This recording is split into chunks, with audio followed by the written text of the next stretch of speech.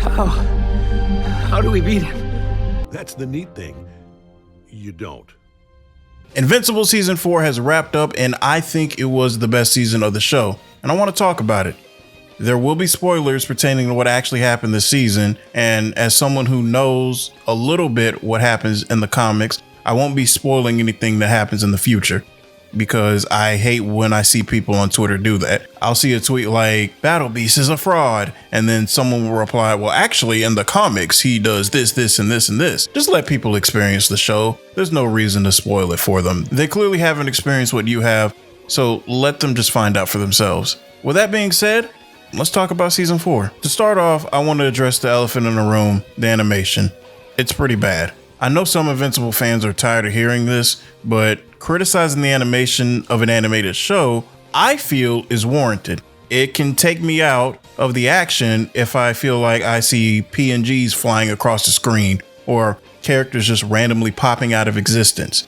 And it's so weird because you would think that one of the most popular shows out right now would have more time and resources dedicated to the animation. And I think what's going on is that they're rushing to get this season out on a yearly basis. And I think that's a mistake. I will be completely okay if they want to take their time, maybe an extra year, to make the show look as good as possible.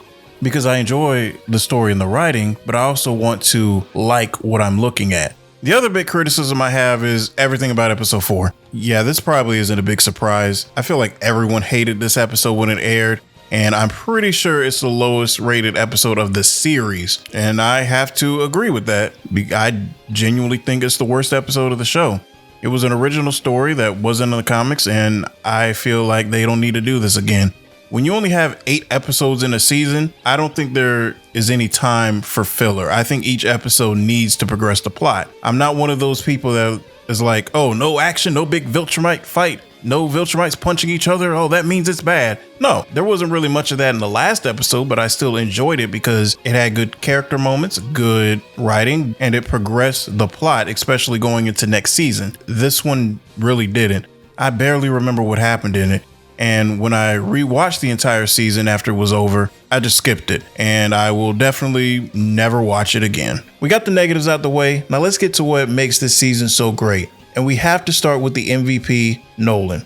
He is my favorite character in the show, and I love what they did with him this season. In episode 2, we get into his upbringing, and we see how he became the way he is. And we also see that Nolan was just following tradition in season 1. It was Mark's day of adulthood, guys. We can forgive him.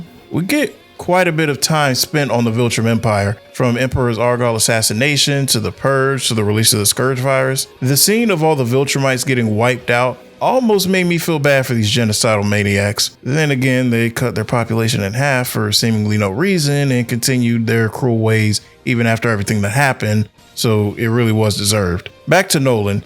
He is trying as hard as he can to prove that he's a changed man and wants to make up for everything he did. And I like that everyone on Earth is making him work for it. They're not just forgiving him and letting bygones be bygones. Some of these relationships he had aren't going to be repaired. His scene reuniting with Debbie is one of my favorite in the season. Sandra Oh and J.K. Simmons deserve every award. They are amazing. And even though Nolan is genuinely sorry, he's very bad at apologizing and chooses just the worst things to say. Like when he told Debbie that he didn't love Oliver's mom, which Oliver heard and called him out for. And his response is, well, I didn't mean for you to hear that. He just doesn't know how to apologize yet because he's not used to doing it. By the end of the season, he seems to start getting frustrated that people aren't forgiving him and aren't giving him a chance to see that he's changed. And it's like, bro, you did this. You're lucky anyone's even putting up with you. I'm glad they didn't have Debbie forgive him as quickly as she did in the comics. And I'm kind of conflicted on them getting back together. On one hand, I actually do like seeing them together, but on the other hand, I feel it might go against her character. So I'm interested to see how they write this in season 5. Overall, like I said, Nolan, best character in the show, and I'm excited to see what they do with him going forward. Mark is going through it this season. At the start, he's really depressed, and I can't really blame him given how season 3 ended. And he seems to be getting increasingly more violent. He goes into space and he has to fight Conquest, ends up getting his guts ripped out. After he recovers, there's everything that happened with Thragg. Like, Jesus, give my guy a break. Let him be happy for a second. A little detail that I noticed and I kind of like is that Mark is getting stronger. When he faced Lucan in season 2, he was held down by one finger, and now Mark is just going toe to toe with him, just slapping him aside like he's nothing. Same thing when he fights Anissa. He's actually able to land impactful punches on her. Who knows, maybe next season he'll finally live up to his name. The season starts off on a good note. I thought episodes 1 and 3 were fine. Episode 2 was great, among the best in the series, and I've already talked about episode 4 and how much I didn't like it. After that, we get what, in my opinion, is the best stretch of the show. Episode 5 is the one with the scene with Nolan and Debbie that I mentioned before, and also the rematch with Conquest. He really has it out for Oliver, man. I swear, people be 3,000, their ops be 2.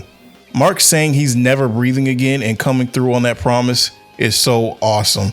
And the scene where he gets his guts ripped out and is holding on to Conquest's neck, still choking him to death, just really shows how strong he's really becoming. The next episode is about Nolan and Oliver bonding while waiting for Mark to recover. I like these scenes. I like that Oliver called him out for saying that he didn't love his mom. And I like Nolan trying to make things right and trying to step up and be a father to Oliver. Eventually, Mark recovers and they go to help the coalition fend off the Viltrumites. And this is the episode where fraud allegations were brought onto Thragg.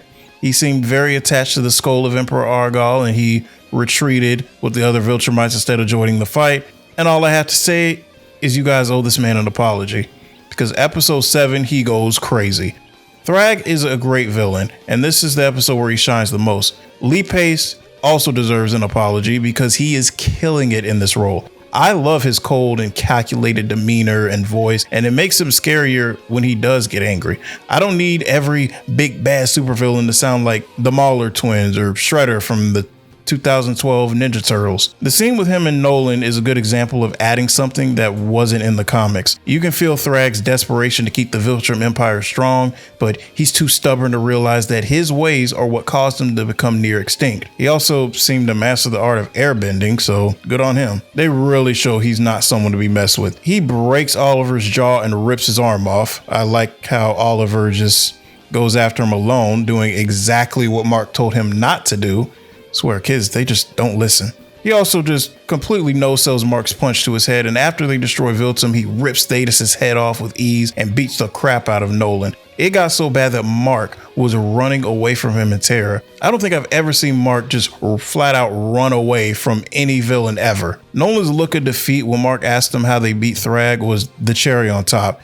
He knew they were cooked. He's a powerhouse, and hats off to the writing team for making him look like a monster. The season finale is more of a character-driven story. The episode is different from other finales in the past where there isn't really a big fight.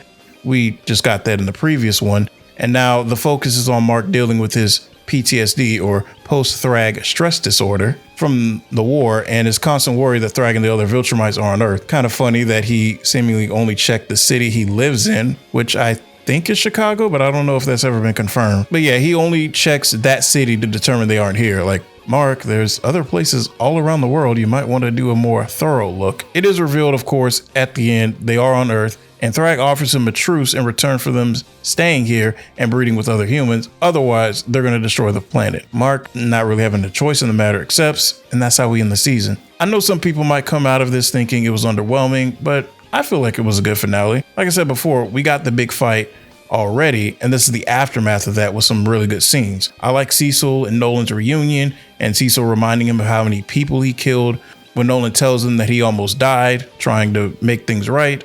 The scene of Eve telling Mark she was pregnant and got an abortion was really good. The voice acting is just top tier as usual. The finale also did a good job of setting up future plot points, like Alan finding the Scourge virus and having to make a decision on what to do with that, as he's now the leader of the coalition in wake of Thetis' death. And also Debbie and Nolan going into space together to see Oliver, and obviously the Viltrumites being on Earth and hiding amongst the humans. I do have to question how they got on the planet without Cecil knowing. I mean, I guess first timers he can't really track, and this has been on Earth before.